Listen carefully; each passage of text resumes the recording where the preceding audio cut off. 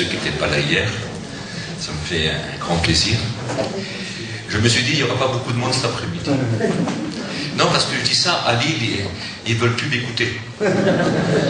Enfin, parfois, ça leur arrive quand même de vouloir m'écouter. Alors je les laisse languir, vous savez. Je vois qu'ils demandent de te prêcher, je dis non. Et t'es bon qui me supplie, alors je dis oui. Alors comme ça, ils viennent. Il ne faut jamais trop leur donner. C'est comme moi. Je crois que je vais manger plusieurs plats, et puis des fois, j'arrive pas à finir mon plat. Hein? J'ai des fois les yeux plus grands que mon estomac. Spirituellement. Non, charnellement. Spirituellement, je voudrais avoir l'estomac plus grand que mes yeux. Je voudrais avoir une meilleure appétit. Et je suis content de vous voir en bon appétit spirituellement. Ça me fait plaisir. Ça va, ça me fait plaisir. Gloire à Dieu. Mes amis, j'ai quelqu'un qui est avec moi, qui est en moi, à côté de moi, qui remplit tout l'univers et qui me rassure. Parce qu'il dit qu'il veille sur sa parole pour l'accomplir. Alors moi, ça me tranquillise, vous comprenez. Je peux dire que ce qu'il dit est la vérité. Lui rend valable sa parole, ce que sa bouche déclare, son bras l'accomplit. Donc moi je suis tranquille de ce côté-là. Hein, je dis ce que j'ai sur mon cœur, il est à côté, il remplit ma vie aussi, hein, il a une place importante, croyez-moi, dans ma vie, même si je n'arrive pas toujours à le prouver comme je le voudrais, il a néanmoins une place importante, très importante. Voilà, et il le sait bien. Hein, c'est quelqu'un qui me connaît bien, c'est bien lui. On peut tromper la société, mais on aura du mal à le tromper. Alors j'ai pris quelques notes, parce qu'il y a des gens qui croient que je ne sais pas lire. Je prends des notes quand même. Dans Hébreux 10, 5 à 7. C'est pour introduire un petit peu ce que j'ai sur mon cœur. Et dès que Christ entrant dans le monde dit, tu n'as voulu ni sacrifice ni offrande, mais tu m'as formé un corps. Faites attention au mot sacrifice et offrande. Tu n'as agréé ni holocauste, ni sacrifice pour le péché. Alors j'ai dit, voici je viens. Dans le rouleau du livre, il est question de moi, pour faire, ô Dieu, ta volonté. Je relis encore un verset, j'aurais pas écrit pour rien. Éphésiens 5, verset 2. Christ nous a aimés et s'est livré lui-même à Dieu pour nous, comme une offrande et un sacrifice de bonne odeur.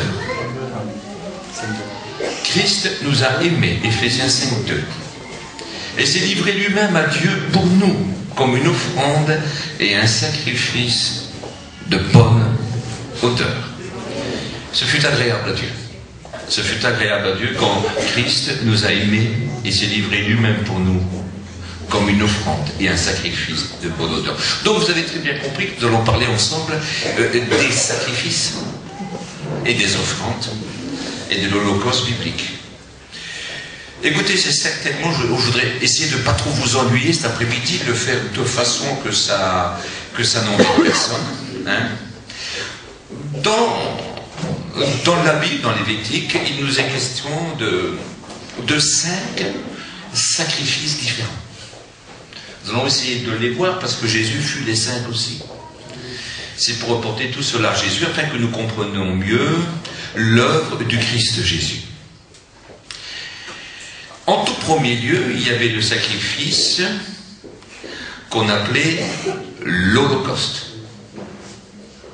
Le deuxième sacrifice, le premier vous le trouvez dans Lévitique 1, Lévitique 2, vous trouverez le deuxième sacrifice, qui est l'offrande de farine. C'est le seul sacrifice qui est fait sans effusion de sang. On ne peut pas trouver du sang dans de la farine. Troisième sacrifice, Lévitique chapitre 3. Le sacrifice d'action de grâce ou de communion, le sacrifice d'amour que les Juifs appellent le Shelem en hébreu.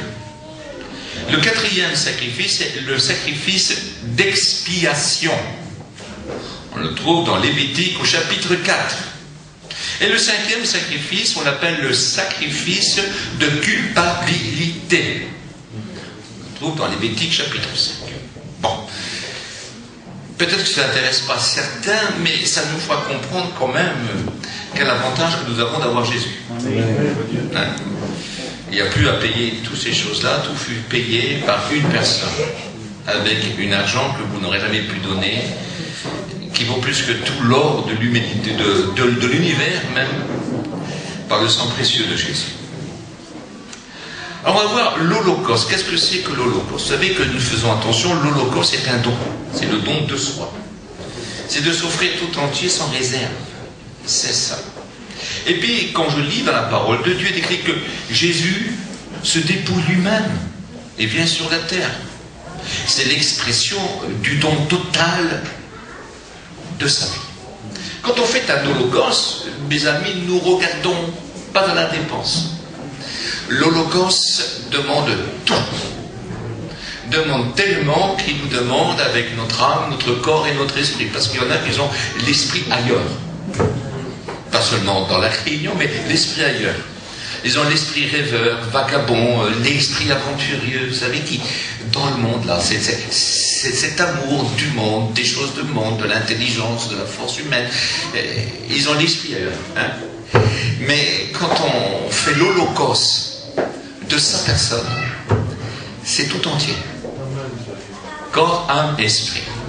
C'est donc écrit, tu aimeras ton Dieu, l'Éternel, ton Dieu, de tout ton cœur, de toute ta force, de toute ta pensée, de toute ton âme. C'est-à-dire sans restriction. C'est-à-dire, si je fais attention, c'est que j'ai éliminé toutes les barrières. C'est que j'ai détruit tous les obstacles. Ou alors que je m'en suis dégagé. C'est que j'ai enlevé tout fardeau qui m'écrase. C'est que je me suis rendu libre aussi. Libre. Parce que pour s'offrir tout entier, c'est une forme de liberté aussi. Et il est très difficile de le faire quand on n'est pas chrétien. S'offrir tout entier. Ça, c'est de la liberté. Quand le monde est notre maître, quand Satan est notre maître, quand le péché domine sur nous, il est très difficile de s'offrir tout entier.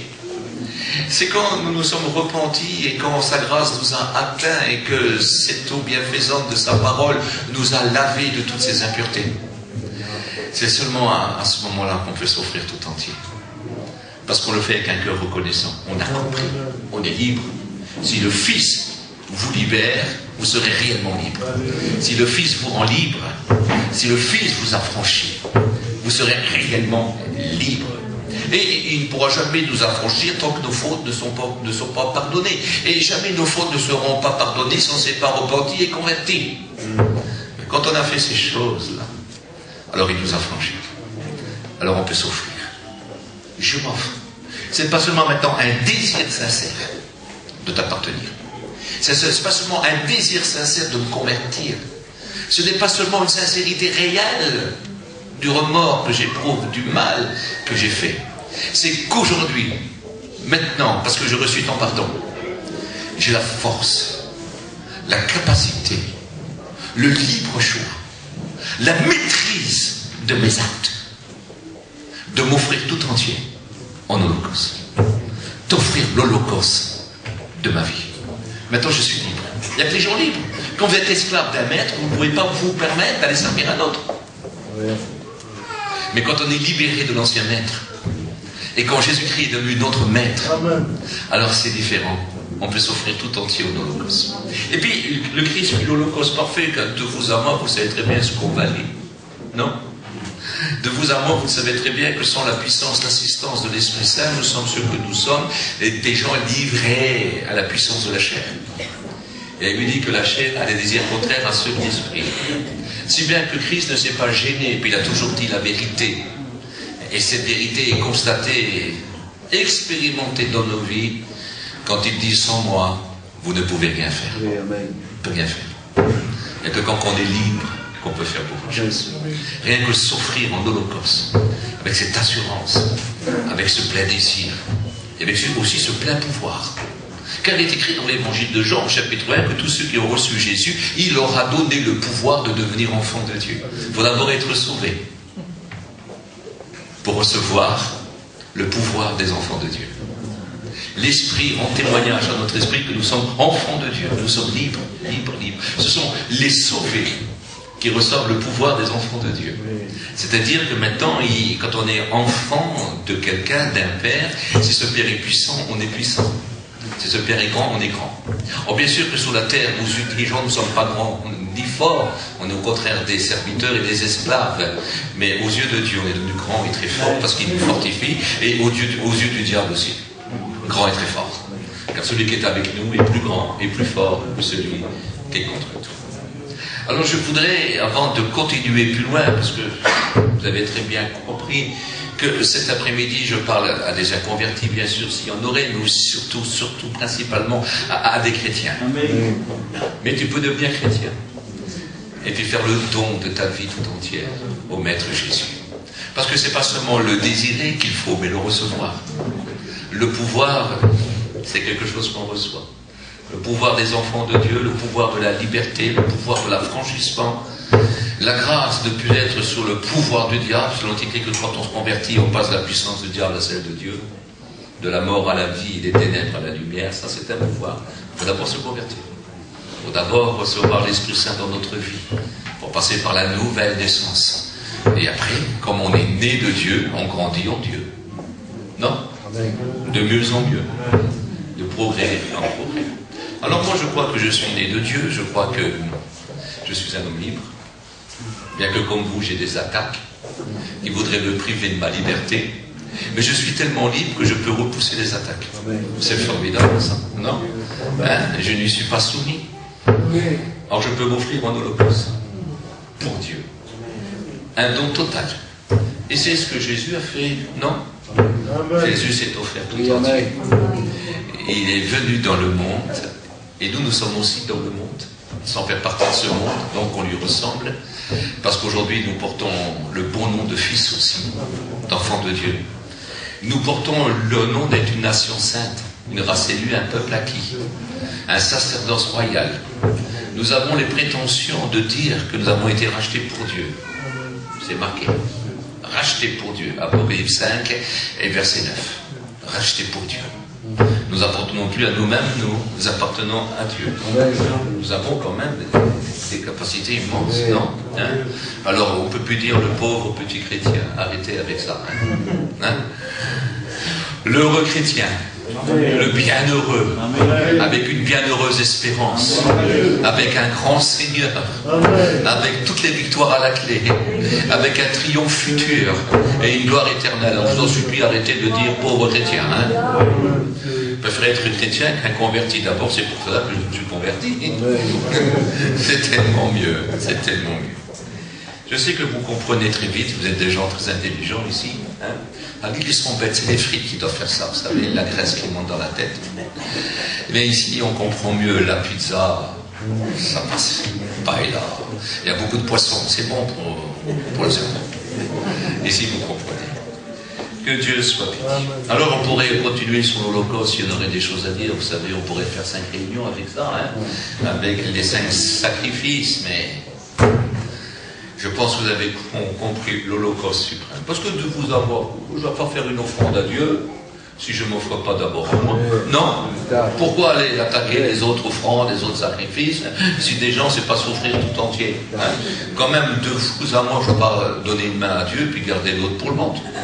Non. Donc, ce n'est pas la peine que je continue à faire le reste si déjà je ne m'offre pas tout entier à Dieu. Ce que Dieu veut, c'est que nous soyons un. Unis, pas divisés. Parce qu'il y en a qui sont divisés avec leur corps, leur âme et leur esprit. Alors quand ça ne va pas, l'âme et l'esprit n'est pas d'accord, mais le corps est malade. Alors on vient chercher un petit coup de main à la réunion. Ou bien l'esprit, le corps et l'âme est en bonne santé, mais c'est le Père qui est malade, alors on vient à la réunion pour avoir un petit secours pour notre Père. On ne peut pas être divisé, on est un. Quand on se présente devant Dieu, on est un. Et on s'offre tout entier. L'Holocauste. Seigneur, prends-moi dans l'Holocauste. Et de vous à moi, l'autel de Dieu, c'est un autel d'amour, de grâce. Ça vaut la peine. C'est un torrent de félicité, de bonheur. Je ne perds rien en échange. Vous parlez d'un bénéfice. Quelle affaire? Quelle bonne affaire. Parce qu'il y a des bons vendeurs, mais des bons acheteurs. Et moi, je suis un bon acheteur. Je paye avec ma peau, mais alors qu'est-ce que je ramasse? La vie éternelle. C'est formidable. Alors je vais m'offrir tout entier, tout entier. Allez, je continue parce que je suis pas mal. On va voir la deuxième offrande, c'est l'offrande de farine. Voilà. De fleurs de farine. C'est l'image de la pureté. C'est beau ça, hein? L'image de la pureté. Et la première des choses, quand on lui appartient, c'est la pureté. Amen. Pureté de notre vie, de nos lèvres, de nos mains. Cette pureté. Cette pureté. D'abord, on s'est tellement attaché à la pureté que quand il y a une tâche qui se fait, on en pleure. On en est malheureux. On voudrait véritablement une vie changée. On ne veut pas apprendre une religion, même si ça serait la meilleure. C'est qu'on veut lui offrir des prières vraies. La Bible dit, je veux qu'en tout lieu, en tout lieu et en tout temps, les hommes prient, en élevant devant Dieu des mains pures, sans colère, sans mauvaise pensée ou sans mauvaise intention. Vraies, vraies, des prières vraies. Pas des prières trafiquées, vraiment on ne peut pas tromper Dieu. Je ne peux pas demander pardon à Dieu sans m'en repentir. Non, parce qu'il y en a qui demandent pardon à Dieu, mais ils ne se sont pas repentis, si bien qu'aussitôt le recommencent. Pardonne-moi, Seigneur, mais tout à l'heure tu recommences. Il n'y a pas de véritable repentance, parce qu'une véritable repentance, c'est de l'amer regret.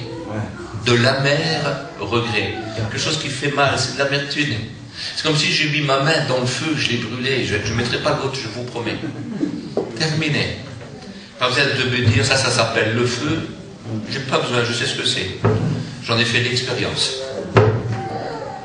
Quand on est vrai, il faut que ça soit... Il faut vraiment demander ce qu'on désire. Vous savez, parfois je croise des gens et ça ne va pas du tout. Ça va? Ouais. Vous savez, ça fait un petit peu comme le taureau. Ouais. C'est toujours mieux. Ça ne va pas du tout. Il y en a, oh Seigneur, je t'aime. Je suis ton enfant. Il pourrait dire, et mon œil. Eh oui. Il faut la fleur de farine. Il faut l'offrande de fleur de farine. Et ce qui est beau, le riche comme le pauvre, peut le pas offrir. Tout le monde a le droit d'être pur. C'est quand même beau, ça, non? Tout le monde a le droit d'être pur. Tout le monde a le droit de réussir spirituellement. Et si quelqu'un manque de sagesse, c'est-à-dire de capacité, si quelqu'un manque de capacité chrétienne, dira Jacques, le demi-frère de Jésus sur la terre, il dit qu'il la demande tout simplement à Dieu. Mais qu'il ne doute pas. Dieu lui donnera tout simplement. Si quelqu'un manque de capacité, alors moi j'en manque plein. Alors tous les jours, donne-moi-en. Et ça me fait grandir. Ça me fait croître spirituellement. J'ai une croissance spirituelle, même si j'aurai 100 ans et un bout qui traite par terre, tant que je vivrai, j'aurai une croissance spirituelle. Le Seigneur me fera grandir. Je veux qu'en tout temps, en tout lieu, les hommes prient. Oui, mais quand on prie, on sait à qui on a affaire, quand même on sait à qui on s'adresse. On ne lui parle pas comme on parle à n'importe qui. C'est Dieu, là, c'est Dieu. C'est Dieu, c'est pas une bonne maison, c'est pas un client, Dieu. C'est pas une poire de vous à moi. Hein? Parce que si on le prendrait pour une poire, on sera paumé, je vous le dis. Hein? Non, c'est pas comme ça. Dieu, c'est Dieu. Et quand on prie, on doit savoir à qui on a affaire. On ne lui parle pas n'importe comment. On ne lui dit pas n'importe quoi. Il faut que ce soit l'expression de nos cœurs. Le psalmiste, qui était roi et prophète, dit ces mots, regarde dans mon cœur. Regarde, c'est ce qui sort de ma bouche. N'est pas l'expression de mon cœur. Sonde-moi, ô Éternel. Sonde-moi. Parce que ça serait trop simple. Il y en a qui prient, mais ils ne se rendent même pas compte qu'ils sont à côté de leur pompe. Oui. Qui demandent pardon, mais ne vont pas changer. Demandent pardon, mais ne délaissent pas. Il y en a qui prient, Seigneur, dis-moi ce que tu veux, mais si Seigneur leur dit ce qu'il veut, ils ne sont plus d'accord. Il faut savoir, si je fais une offrande de fleurs de farine, c'est que je suis prêt à toute bonne œuvre. C'est que je suis prêt à répondre présent quand il m'appellera. Autrement, je ne peux pas faire l'offrande. Je veux offrir des mains disponibles au bien. Je veux offrir mes yeux disponibles à la lumière divine. Pas la lumière du monde et du péché, mais la lumière divine. Je veux que mes yeux soient éclairés par la volonté de Dieu. Je veux que mon chemin, ce soit vraiment la lampe de Dieu, sa parole, qui soit une lampe à mes pieds. Une lumière sur mon sentier. Je ne veux pas seulement dire parle-moi, parle-moi, parle-moi. J'entends ça souvent au début des réunions. Parle-nous, Seigneur. Mais quand le Seigneur parle, on fait de la sourde oreille parce qu'on ne peut pas obéir. Alors ça, c'est pas l'offrande de la fleur de farine, ça. Vous comprenez bien? Il nous faut quand même, Seigneur, parle, car ton serviteur écoute. C'est inutile. Si vous ne voulez pas être bousculé dans vos habitudes, dans votre petit train de vie, j'arrête là. Je m'excuse, il ne pourra pas vous parler. Mais Dieu ne parle jamais, mais c'est normal. Dieu ne parle pas à ceux qui sont sourds volontairement. Il est prêt à déboucher les oreilles des sourds qui veulent entendre. Mais il ne débouchera pas de force ceux qui ne veulent pas entendre. Bien sûr qu'il ne parlera pas. Moi, il m'a parlé 3 fois en 38 ans. Sur les 3 fois, j'ai dit Amen. C'est tout. Pourquoi parler si tu ne dis pas Amen? Est-ce que tu sais ce que ça veut dire Amen? Parce que je voudrais que certains comprennent bien. Ça signifie qu'il en soit ainsi. Tu veux ça? Qu'il en soit ainsi. Tu demandes ça, Seigneur, c'est beaucoup, mais qu'il en soit ainsi. N'oublie pas que j'ai fait mon sacrifice, j'ai offert mon holocauste. Je te donné tout entier. Je ne m'appartiens plus à moi-même. Alors tout ce que tu demanderas, je te dis de lui. Et la vie que tu m'offriras, je la pratiquerai. Parce qu'il y en a qui ne sont jamais contents de leur vie. Hein. Alors que ce n'est pas de la farine qu'ils offrent à Dieu, c'est de la suite. Ils sont toujours en train de se plaindre. Ce n'est pas les lamentations de Jérémie, c'est les lamentations de la sœur Intel ou du frère Intel. Jérémie, ses lamentations étaient la détresse du peuple. Et c'était l'amour de Dieu. C'était différent. C'était poussé par l'esprit. Mais il y en a qui cherchent que leur intérêt. Alors ce sont des lamentations capricieuses. Il n'y a pas plus vilain que les caprices. Un chrétien n'est pas capricieux. Un soldat, il ne faut pas qu'il fasse des caprices au front. Hein. Il ne faut pas qu'il sort en pyjama. Hein. Pas qu'il va se faire descendre. Est-ce que vous comprenez? Pas de caprice. Il y a trop de capricieux. Pas de caprice. Alors, ce qu'il nous faut, c'est d'être là, d'être prêt là. Hein. Seigneur, arrêtons de nous plaindre. Arrêtons de discuter. Nous voulons accepter la vie qu'il nous donne. Seigneur, je veux prier, mais dans ton intérêt. J'ai un petit peu oublié ma facilité. Alors moi je m'appelle Jonito, ça fait 38 ans que je travaille pour Dieu. Je vais vous dire une chose, il n'y a pas une seule fois quand je me présente devant lui que je ne peux pas lui demander pardon. Je me sens obligé d'y demander pardon. Parce qu'à chaque fois, je sens que ça ne va pas bien. Chaque fois, je sens que je ne vaux rien, que je suis minable, misérable. À chaque fois, je sens qu'il y a une loi qui veut me faire abandonner la loi parfaite. Une mauvaise loi. À chaque fois que je vois que le monde, je suis dans le monde, mais qui se montre à moi comme il veut se montrer aux autres. Je suis obligé de lutter constamment, et à chaque fois que j'entends devant Dieu, je me sens misérable parce que j'ai compris que, Seigneur, le bien que je rêve est parfois très dur à atteindre. Mais je me présente comme un homme qui n'a pas honte. Je me présente comme celui qui combat aussi. Amen. Qui ne veut pas succomber. Mais qui combat. Alors je commence à prier en disant, quand tu veux, où tu veux, fais ce que tu veux. Prends-moi. Fais ce qu'il y a à faire. C'est toi qui ne veux pas ça, ben c'est bien, je suis d'accord.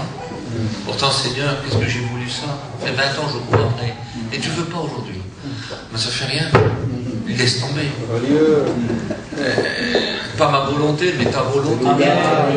C'était pas un mal que Jésus ne voulait pas mourir. n'était pas un mal que Jésus ne voulait pas crucifier. Il a dit au Père, pas ma volonté, mais ta volonté. Et j'ai compris en moi qu'il y a des choses qui sont parfois contre la volonté de Dieu, mais moi je veux offrir une prière réelle, je veux véritablement offrir de la fleur de farine, pas seulement la farine, mais la fleur même, le cœur même, ce qu'il y a de plus beau, la plus raffinée, la plus belle, la plus pure. Alors je sais que dans mes mains j'ai du mal à l'offrir, mais avec mon cœur, oui. Amen. La sincérité de mon cœur, je peux faire la vraie prière. Tu le sais, Seigneur, sauve mon cœur. Regarde-moi. Regarde si ma prière est vraie. Alors je voudrais vous demander, parce qu'il y en a qui s'habituent à leur mauvaise vie, non? On a eu l'occasion de parler un petit peu avec les frères avec qui j'ai mangé à midi, et puis on en a parlé très très librement, que certains s'habituent au péché d'une façon, écoutez, incroyable. Ils le mélangent très bien avec le spirituel, ils n'en sont même plus touchés. La Bible parle que certains ont étouffé leur conscience. C'est vrai. Qu'ils ont fait naufrage par rapport à la foi, et pourtant ils sont indoutables. Mais la Bible dit qu'ils sont au nombre de Hyménée, au nombre d'Alexandre, au nombre des magiciens d'Égypte qui s'opposaient à la volonté de Dieu. Et pourtant ils étaient à la table aussi, comme tout le monde. Ils étaient aussi à l'église, comme tout le monde. Alors ici, il n'y en a peut-être pas tous ces gens-là, mais à Lille, parfois j'en ai rencontré. C'est bon à tout, hein. On sait qu'il ne faut pas aller trop loin parce qu'on prend un coup dans le nez. Et puis les paroles, voilà. Alors qu'est-ce qu'ils sont forts en paroles? Même ces mentors sont tellement habiles dans leurs paroles que c'est vous qui avez tort. Mais Dieu, c'est une autre affaire. Ce que je voudrais vous faire comprendre cet après-midi, c'est que vraiment, écoutez, je vous en supplie, mettons-nous à la hauteur de notre vocation à laquelle nous avons été appelés. Il faudrait s'en rendre digne. Nous devons être des chrétiens. Des chrétiens. C'est un don de Dieu, c'est quelque chose que Dieu nous a donné. C'est un cadeau, un affranchissement. Et puis, cette œuvre a commencé, bien que nous comprenons très bien qu'elle n'est pas parfaite, c'est pour cela qu'il faut être sincère dans nos prières, mais qui va la rendre parfaite. Philippiens 1,6, l'œuvre qu'il a commencé en toi, il la rendra parfaite. Et on le sait. Alors il faudrait quand même ne pas s'habituer au péché, je vous en supplie, afin de ne pas tomber dans l'abomination en appelant bien ce qui est mal. Il va falloir faire attention. Il y en a qui arrivent à tout justifier, même le péché. À tout banaliser, même le péché. À tout mélanger, même le péché. Oui, mais ça fait des tièdes, ça. Non? Mélange de chaud et de froid, ça fait des tièdes. Et ils sont vomis de la bouche de Dieu. Toutes les belles promesses qui ont été dites de la bouche bénie ne sont plus pour nous. Non? Et puis, vous savez, quand on est vomi, c'est qu'il y a de la nausée, il y a de l'écœurement. Quelque chose qu'on ne digère pas. Il y a des choses que tu ne digères pas. C'est embêtant. Non? Non? Comme c'est embêtant. Ne croyez pas peut-être qu'aujourd'hui tout va bien, vous ne vous rendez pas trop compte du danger, du péché que peut-être certains nourrissent. Mais le jour du drame, le jour de la tragédie, vous allez vous sentir sale. Vous allez vouloir prier, mais le péché va surgir. Ce que vous avez banalisé aujourd'hui se lèvera comme le plus puissant intercesseur, le plus puissant avocat, le plus puissant accusateur, le plus puissant procureur, le plus puissant juge contre vous. Là, vous le verrez tellement grand que votre foi sera anéantie. Que vous voudrez prier, mais vous vous sentirez tellement sale que vous aurez peur de ne pas être exaucé. Je vous en supplie. Ce qui paraît rien à vos yeux au jour du drame, au jour de la misère, au jour de la tragédie, se lève. Parce que ça, c'est le revers de la médaille. Le péché, quand tout va bien, il paraît beau. Hein? Mais quand il a été consumé, il se retourne pour... quand il a été consommé, il se retourne pour vous consumer. Et puis il vous regarde. Ça, c'est Dieu. Il vous voile la face de Dieu. Et puis ce qui est grave, c'est qu'il vous accuse. Et puis l'horreur de votre péché devient grand, grand, grand, et vous êtes malheureux, et puis vous pouvez ressembler à ce grand roi qui pouvait dire « Rends-moi la joie de ton salut ». Seigneur, quand un homme peut dire « Rends-moi la joie de ton salut », cela veut dire « Est-ce que je suis sauvé? Est-ce que je suis béni? Est-ce que tu es avec moi ?» C'est terrible. Mes amis, il serait peut-être très important dans cet après-midi d'apporter la fleur de farine, faire cette belle offrande. Seigneur, même si j'ai les poches vides, un peu de farine, ça ne coûte pas cher. On peut toujours en trouver. Et nous savons que la fleur de farine, elle ne se trouve pas dans les magasins. De toute façon, elle se trouve que dans les cœurs vrais. Les cœurs qui s'humilient véritablement, les cœurs sincères. Alors elle se multiplie au point de remplir le cœur et tellement en déborder qu'elle remplit le ciel. Parce que la sincérité, ça remplit le ciel. Ça cache les plus hautes montagnes des péchés qui nous a souillés. La sincérité. Voulez-vous être sincère? Je sais. Mais peut-être à toi individuellement, peut-être pour 2 ou 3 personnes, veux-tu devenir sincère? Et arrêter d'appeler mal, d'appeler bien ce qui est mal. Et de t'en repentir. Et dire, je ne veux plus adresser les prières que j'adressais comme ça. Aujourd'hui, je vais offrir ce qu'il y a de mieux. Parce que si ma vie lui appartient, je suis obligé d'offrir la fleur de farine, parce que c'est lui qui règle ma vie. Pas ce que je veux, mais ce que tu veux. Ça, c'est la fleur de farine. Sincérité. On continue? Il y aura beaucoup de choses à dire. Ah, il y a un truc de mieux. Voilà. Le 3e, c'est le sacrifice d'action de grâce. Sacrifice de communion. Sacrifice d'amour. Le shelem. Les Hébreux l'appellent comme ça. Alors j'essaie d'imaginer. Il n'y a pas plus beau que ça. Là, on ne demande pas du bénéfice, on ne demande pas une intervention de Dieu, on ne demande pas une guérison, un miracle, un prodige, on ne demande rien pour personne. On vient lui apporter de l'amour. C'est beau aussi ça, non? Et puis peut-être que le Seigneur pourrait dire à certains, écoute bien, tu es formidable.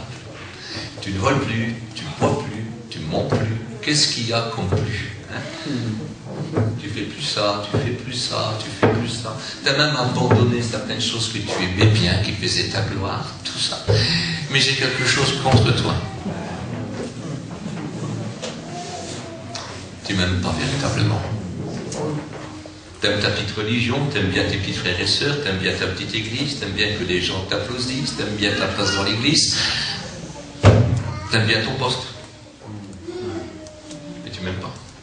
Mais bon, tu sais que parmi les inconvertis, de ceux qu'on appelle païens, il y a des gens qui ne volent pas, qui ne mentent pas, qui sont charitables, qui donnent leur fortune pour les pauvres, qui se mettent au service des lépreux même. Des gens qui se laisseraient frapper. Des gens qui réclameraient même pas leur bien, ceux qui s'en emparent. Des gens qui pardonnent toujours. Mais je ne peux pas les sauver. Parce qu'ils n'ont pas d'amour pour moi. Coluche, il était gentil, mais il était athée. Quel rigolo. Hein? Gentil, mais athée. Tu es gentil, mon frère. Mais tu vis comme un athée. Car tu n'as pas d'amour pour Dieu. Tu as une règle de conduite, tu as une certaine éducation, une certaine moralité aussi. Tu élèves bien tes enfants, tu n'aimes pas qu'ils mentent, t'aimes pas... Non, tu fais bien ces choses-là. Oui, tu es bien, ils ne risquent pas d'aller en prison. Et le problème, c'est... Il aurait mieux fallu que tu sois le plus grand des salopards, mais que tu te convertisses et que tu aimes Dieu. Au moins, tu aurais été sauvé. Est-ce que vous y pensez? Un sacrifice d'amour. Un sacrifice d'amour. Il y avait un homme qui n'avait pas de sous pour donner dans la corbeille. C'est une histoire vraie. Alors il a fait une chose, quand la corbeille a passé, il l'a mis par terre et s'est mis dedans. Et dit, j'ai pas de sous, mais prends-moi à moi. Voilà. C'était de l'amour. Aimer Dieu. Aimer Dieu, c'est quelque chose d'extraordinaire, parce que même les bonnes œuvres ne prouvent pas qu'on l'aime. Bien qu'elles sont utiles, hein? Bien qu'elles sont utiles, hein? Plus qu'utiles, même. Mais ça ne prouve pas qu'on l'aime. Le pasteur de l'église d'Éphèse était un bon pasteur, qui avait une belle assemblée, et qui la conduisait bien, et qui avait des bonnes œuvres. Quand on l'aurait vu, on l'aurait appelé Saint-Hubert. Mais le problème, c'est que Dieu dit, ce que j'ai contre toi, c'est que tu as abandonné ton premier amour. Ah Seigneur, tu m'aimes plus comme avant. Tu m'aimes bien, mais c'est plus comme avant. Avant, tu voyais que moi. Tu pensais qu'à moi. Vous savez qu'un pasteur peut aimer son église plus que Dieu? Ma parole, hein? Ben, moi j'ai rencontré des gens qui aimaient plus l'œuvre de Dieu que Dieu lui-même. C'est vrai. Si bien que le jour qu'ils perdaient l'œuvre de Dieu, ils n'étaient même plus chrétiens. Mais je vous promets que c'est la vérité.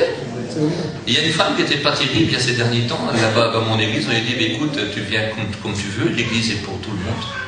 Mais le service que tu fais au niveau des fleurs, tout ça, ton témoignage est trop mauvais. Tu ne peux plus le faire. On verra plus tard. Il faut attendre un petit peu que ça passe. C'était pas à vie. C'était pour faire taire les murmures. Elle n'est plus chrétienne. Elle aimait les fleurs plus que Dieu. Il faut mieux aimer le Créateur que la créature. Mais il y a des gens comme ça à côté de leur pompe. Ils aiment l'œuvre. Si vous ne les avez pas fait chanter un cantique, vous savez ce qu'ils disent dans leur cœur? Ben j'aime Dieu la réunion. On a oublié de les faire prier. Ah là, ils n'ont pas rendu grâce qu'à l'affaire. Ils n'ont pas rendu témoignage. Ah, il n'a pas rendu témoignage. Ah, il n'applaudit jamais. Ben j'ai Dieu. Alors là, je ne comprends plus rien. Non? Moi, ça me dépasse. Où est l'amour pour Dieu? Alors je me dis, quand il y aura l'opposition, heureusement qu'on ne passe pas avec l'antichrist, hein, parce que je me dis, il y en aurait beaucoup qui tourneraient la veste, hein? Non? Hein? Que Dieu nous garde. Nous, on vient pour offrir, hein? Amen. La fleur de farine. Je t'aime plus que tout. J'aime mes enfants. Si je perdrais un de mes enfants, peut-être que j'en mourrais. Mais jamais je laisserai Dieu. Parce que j'aime Dieu. Est-ce que vous comprenez? Je mourrai peut-être de chagrin. Il y a des choses qu'on n'oublie jamais. On peut s'appeler le prophète Jacob et mourir en pleurant. Mais toujours en aimant Dieu. On lui offrira toujours la fleur de farine. C'est notre Dieu. Ni la mer déchaînée nous fera rater notre mission. Ni la mer déchaînée nous empêchera de passer de l'autre bord. Rien.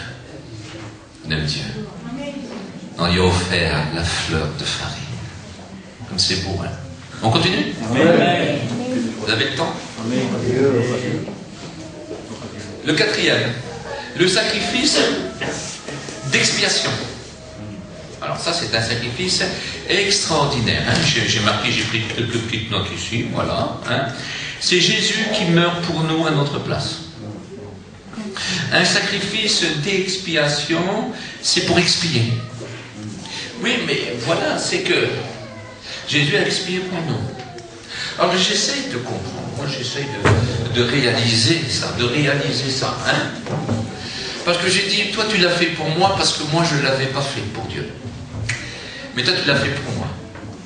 Donc tu as expié mes fautes parce que j'étais perdu à la vie de Dieu, j'en étais privé, mais toi tu as expié pour me ramener à la vie de Dieu. C'est ça.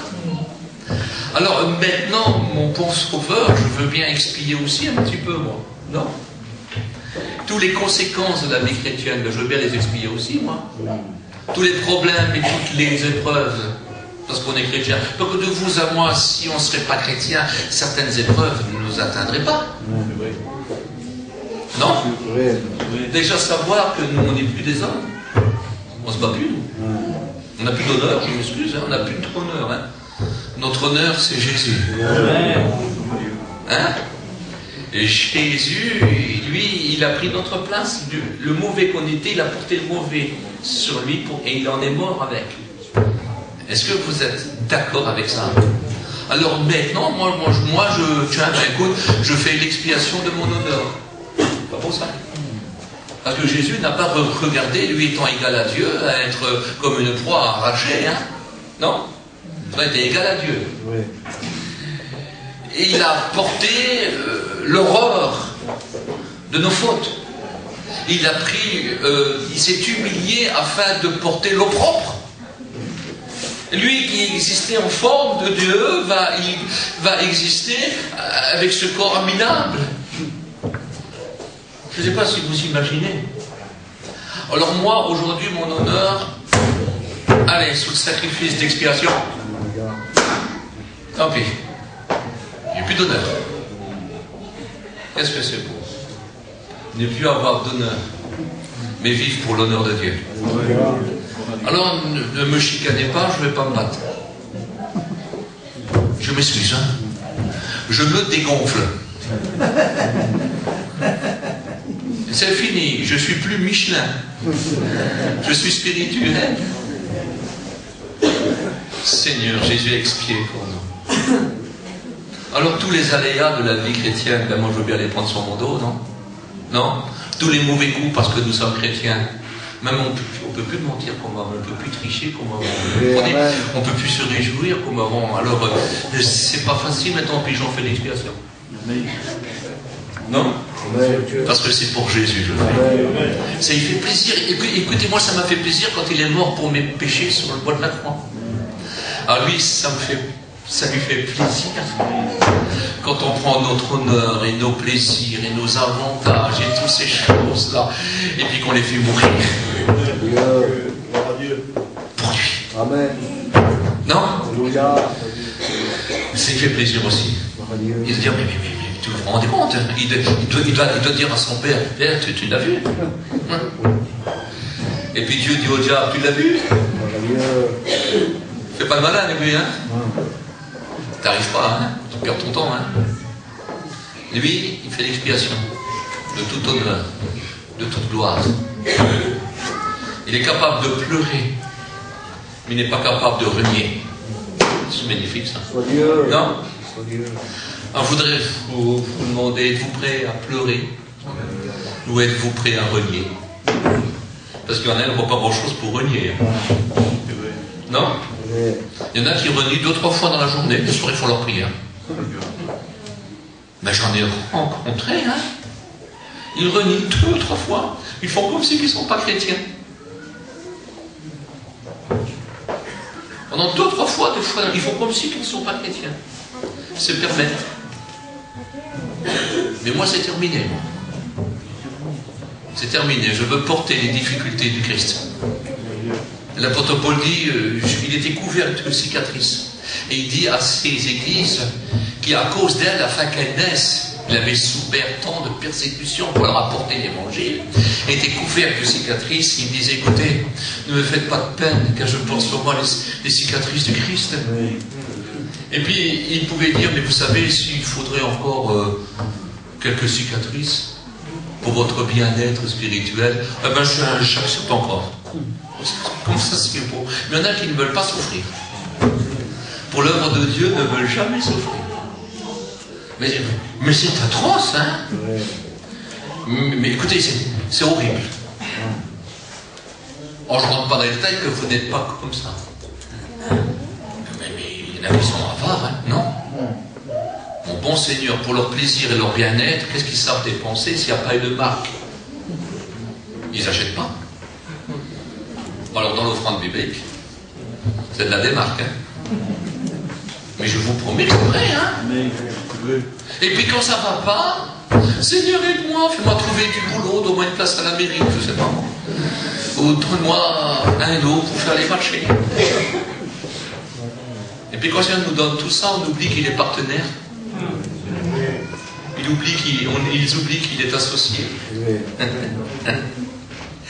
Et puis Il a moins que ce qu'on donne aux enfants pour aller à l'épicerie. Ça me fait peur. Et je me dis, où est l'amour, où est l'expiation, où est l'holocauste? Ça me fait peur. Ça me fait peur. Ça me fait peur. Mon beau-père disait, quand on est converti, la poche aussi est convertie. Parce que c'est la main d'un inconverti qui y plonge. Et il ne compte pas quand c'est pour Dieu. Alors, sur le coup, j'ai l'air un petit peu fou, mon beau-père, il est vieux. Mais c'est que j'ai vieilli aussi. Il n'était pas si vieux que ça, il était vraiment dans le coup, mon beau-père. Que Dieu nous garde de l'avarice spirituelle. Que Dieu nous garde. D'oser demander à Dieu de l'aide et de fermer nos mains et nos poches à l'œuvre de Dieu. Que Dieu nous garde. Mes amis, on a fait de l'expiation. C'est pour le Seigneur, c'est pour Jésus. Ah, c'est pour Jésus. La Bible dit, faites tout pour Christ. C'est pour lui, c'est pas possible, c'est pour le Christ. Ok. Ah, c'est le Christ qu'il veut. C'est bien, c'est pour le Christ, c'est bien. On ne devrait même pas réfléchir. Non? On ne devrait même pas réfléchir. C'est pour lui. Mais de vous à moi, je sais pourquoi il y a des avares spirituels. Parce que la foi est nulle. Quand la foi est zéro, quand on voit que notre intelligence, notre capacité, notre courage, qui nous fait gagner de l'argent. Quand c'est le gentil monsieur là, oh il est gentil. Quand on ne pense pas que c'est Dieu, alors on est avare pour Dieu. Il faut de la foi. Il faut faire l'expiation de notre manque de foi aussi. Mon manque de foi, moi je veux la brûler. Je ne veux pas garder ça. Et je veux mettre sur l'offrande une foi complète. Alléluia. Que ce soit des bonnes odeurs, qui est agréable à Dieu. De vous à moi, rendons à Dieu ce qui est à Dieu. Amen. Et à César ce qui est à César. On rend à César, c'est-à-dire on ne veut plus rien de toi, mais on donne à Dieu ce qui est à Dieu. Là-bas on rend, et là on donne. C'est différent. Non? Celui qui donne à Dieu a de l'intérêt plus tard. Et puis de vous à moi, les prières seront plus belles aussi. Parce qu'il y a des moments où je vais vous dire la vérité. Écoutez, je ne dis pas qu'il y a des avares parmi vous, je ne dis pas ça, mais il faudrait que vous compreniez une chose. Il y a des moments où l'or et l'argent ne peuvent pas répondre. Et même qu'on aurait des wagons d'or, ça ne marche pas. Mais on peut prier. Et Dieu est riche. Très riche dans ce que nous, on ne peut pas faire. Mais quand nous, on a été gourmands dans ce qu'on pouvait faire pour lui, notre foi devient difficile dans ces jours-là. On a tellement été avare d'efforts, tellement avare pour lui, tellement avare pour son œuvre. Mais on voudrait qu'elle s'accomplit pour nous aider. Notre foi devait tout faire parce qu'on marchait à côté de nos pompes. On n'avait pas les souliers du zèle de l'évangile. On a les souliers du zèle de l'évangile. Je m'excuse, l'argent est sous nos talons. Nous marchons sur dans des mètres. Est-ce que vous comprenez? Or, ici, je ne sais pas s'il y a des avares. Écoutez, je m'excuse. Moi, je ne vous connais que dans la réunion. Alors, je vous connais presque tous, mais dans la réunion. Dans votre vie privée, je ne la connais pas. Alors moi je ne suis pas ici pour accuser qui que ce soit, mais je suis un serviteur de Dieu et je me laisse guider comme ça par l'Esprit Saint. Et si vous n'êtes pas avare, peut-être qu'autrefois tu n'étais encore moins avare. Peut-être qu'autrefois tu donnais plus et tu étais plus pauvre. Non? Maintenant tu gagnes mieux et tu donnes encore moins. Alors je dis, il y a quelque chose qui ne va pas. Où est le sacrifice d'amour? Où est l'holocauste réel? Où est l'expiation? Je vais continuer, il y a encore beaucoup de choses à dire, je passe vite. Je ne voudrais pas vous embêter, je sais qu'après il y a... Voilà, alors où tu vas? Je vois plus clair, je suis très embêté, je vous promets. Hein. Et après il y a ce qu'on appelle le sacrifice d'expiation. Qu'est-ce que c'est que le sacrifice d'expiation? Parce que tout à l'heure, on a vu l'Holocauste. On a vu... Attendez, je vois de moins en moins bien. Qu'est-ce que tu as fait là, mon vieux? Voilà. l'Holocauste, l'offrande farine, le sacrifice d'action de grâce, d'expiation, de culpabilité. Je me suis trompé, Lévitique chapitre 5. De culpabilité. Qu'est-ce que c'est que le sacrifice de culpabilité? Le sacrifice de culpabilité, ce sont des gens sauvés. Ce sont des gens qui ne vont pas à la conversion. Ce sont déjà des gens convertis. Mais ça nous arrive de pécher involontairement. Et dit, si quelqu'un aura péché involontairement, dit le Seigneur, Lévitique chapitre 5. Si quelqu'un aura péché involontairement, ça arrive. On ne voulait pas. On ne le désirait pas. On ne le recherchait pas. On était pris au piège. Au feu rouge, on était pris au piège. On a poussé un de ses cris, c'est pas possible. C'est vrai, hein? Il y avait deux gendarmes qui ont arrêté une voiture. Et puis, il y avait une dame qui était, on a su que c'était une sœur après, qui s'est mise très en colère. Elle a été chauffeuse de la voiture, ou conductrice. Elle a commencé à crier, à aboyer, un pitbull. Et il l'a pris, ils l'ont pris, puis ils l'ont emmené au poste. Elle dit, mais pourquoi? Ben, il y en a un qui s'est approché, écoutez, vous amenez au poste, je vais vous dire, parce qu'on a peur que vous ayez volé la voiture. Mais pourquoi? Parce qu'il y a un poisson derrière. C'est les chrétiens qui conduisent ces voitures-là.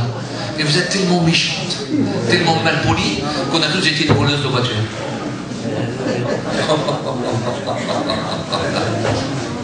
À des moments qu'on craque, hein? On craque. Et la conjointe le regarde comme ça, mais qu'est-ce qu'il a, mon mari? Mais d'un secours, le conjoint regarde sa conjointe comme ça. Mais qu'est-ce qu'il lui prend? Il est si gentil d'habitude. Et alors il y a des choses comme ça qui arrivent. Non? Imprévues. On ne le voulait pas. On a prié avec un cœur vrai. On a passé en travers. Le mot a sorti. On a été mal poli. J'aurais pas dû dire ça. Je l'ai trompé. On regrette après. Non? Est-ce que ça vous arrive à vous? Je sais que ça vous arrive pas. Ouais, mais ici c'est spécial. Hein? C'est renommé. Hein? Ah oui, hein? Je ne sais même pas pourquoi je vais ici. Ici c'est formidable. Mais moi ça m'est arrivé. Ouais, ça m'est arrivé involontairement. C'est embêtant ça, hein? D'un seul coup on est coupable. Ce sens sale, c'est pas possible, c'est pas moi ça. Dans tous mes gènes, tous mes prières, qu'est-ce que je suis là? Minable que je suis. Pécheur. Vilain. Hein? J'allais dire diabolique, non. Vilain. Vilain. Qu'est-ce qui m'arrive, Seigneur? Qu'est-ce qui m'arrive et je pleure? Parce que le chrétien n'est pas un homme parfait. Mais quand il pêche, il pleure. Il est malheureux. Puis s'il faudrait donner de l'argent, il donnerait tout de suite. Là. Il ferait n'importe quoi là. Il en souffre. Moi, c'est dur tout de suite, mais je t'aime. Tiens, s'il faut mourir, tiens, prends-moi, je meurs tout de suite. Il savait qu'on l'aime, il sait. Mais si quelqu'un a péché, il a un avocat auprès du Père. Ça, c'est le sacrifice de culpabilité. Je suis sale. Jésus s'est rendu coupable pour nous. Il a porté notre culpabilité.